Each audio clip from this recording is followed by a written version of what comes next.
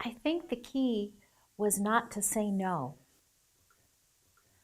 I think most committees are formed for the purpose of saying no. I thought, wouldn't it be interesting to see what would happen if the answer was yes?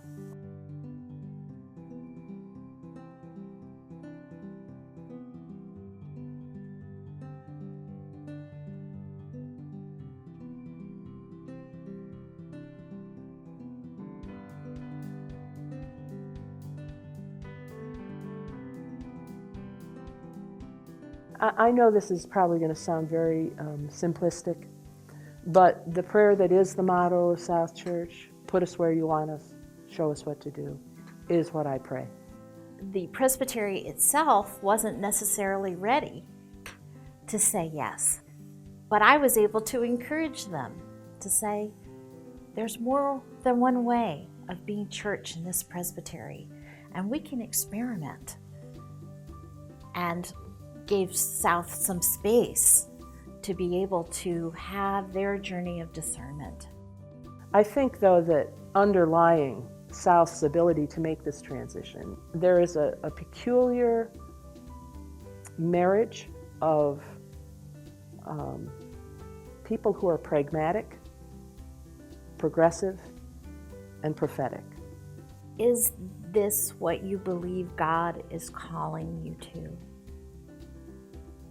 Is managing and maintaining your building a part of your calling?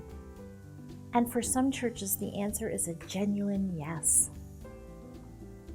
And for some churches, the answer is no, we're just being depleted. And there's not going to be one right answer because there is more than one way to do church. But to really work with that session to say, what is the answer for you now? The session is the ruling body, and I think that an awful lot of our colleagues forget that. And they take the responsibility on themselves, and they take the blame on themselves, and they take the praise on themselves. And I will tell you right now that we are where we are because of the session of South Presbyterian Church. We were so blessed with our session. Those people are brilliant. Oh. And they had to pray. They prayed about everything. They prayed and prayed and prayed. And Deb encouraged them too. Yes, they got some. There was some real wisdom there collectively. Yeah. That worked. We were in deep trouble. I've seen the growth of a church designed like a bell-shaped curve, and we were curving at the bottom, which was frightening. When I was on the very first committee that talked about that, and even people in the committee said, leaving the building is not an option.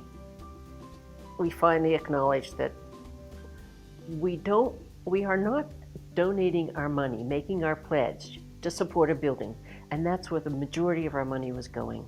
It's a lovely building, holds memories for so many of us, but it does not honor the people who built this congregation to spend our money on the building and let the congregation die. And that was the bottom line. We could no longer pay the bills and had to find a way to keep people together that wanted to be together.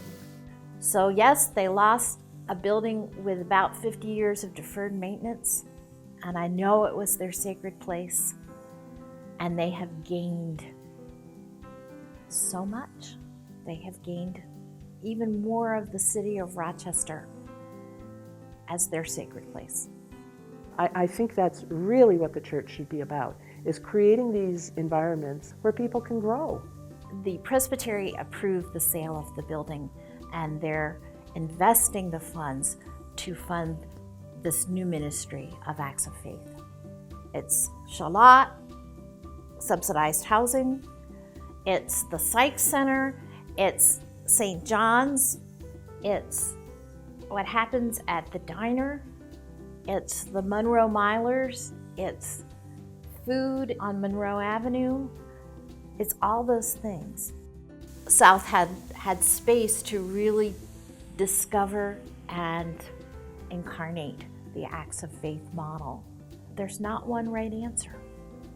It's really that period of discernment of saying, God, what are you calling us to do and to be next? And then, who is our neighbor?